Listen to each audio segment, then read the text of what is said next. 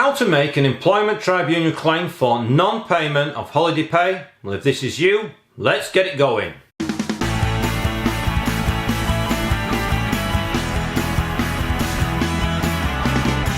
Hi and welcome to this episode of the forum. My name is Scott Haslam and I'm your Vice President of the Leeds #1 Amalgamated Branch of the Communication Workers Union. Our videos include trade union related news, interviews and tutorials like this one, so if this is your first time watching or haven't already, please consider subscribing and hit the bell symbol to be notified when we upload future videos. Currently, as in April 2019 onwards, the CWU is actively encouraging members to register a grievance on non-payment of holiday pay. In other words, if you regularly work more hours than your contracted hours but are only being paid for your contracted hours while on annual leave, then contact your rep immediately and complete a grievance. The CWU intend, quote, request that all the claims are grouped as a collective claims against Royal Mail and will be done in conjunction with the union solicitors at Union Line. So to check whether you can bring a claim is quite simple, and this detail will be required for your grievance and subsequent employment tribunal claim. List the dates of the previous 12 weeks prior to taking your annual leave, the total hours worked during each of those weeks. It'll help you later if you also know the gross wage for each week too. Now divide the total hours by 12 to give you the average amount, and if this figure is greater than your contracted hours,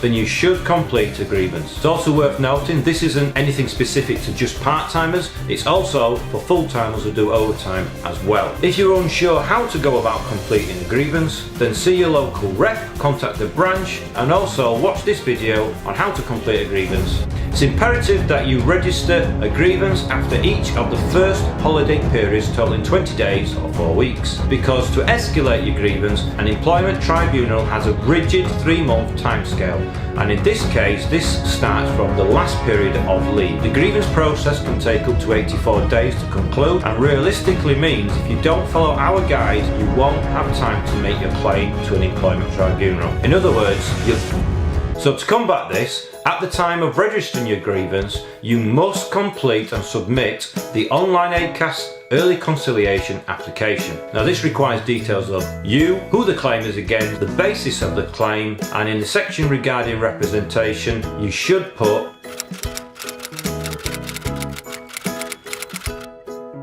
ACAS will confirm they've received your application, and if not, you must double check with them and resubmit if necessary. We advise you to contact the branch directly on this specific claim, who will assist you in completing this part of the process. It's also worth noting this early conciliation process must run congruent with the internal grievance process. Our branch will be keeping a record of these claims to be able to report back to our national HQ. The union anticipates that Royal Mail will not wish to engage in the ACAS early conciliation process, and so you will be notified accordingly. Now consequently, you'll receive an ACAS certificate with your individual reference number. Now you must have this reference number to complete the final stage of your claim. Contact the branch at this point, who will assist you in completing your ET1 application form to register your employment tribunal. Once submitted, the CWU will take on your claim as a collective claim against Royal Mail. I will of course leave details in the description below. Now if you found this video useful,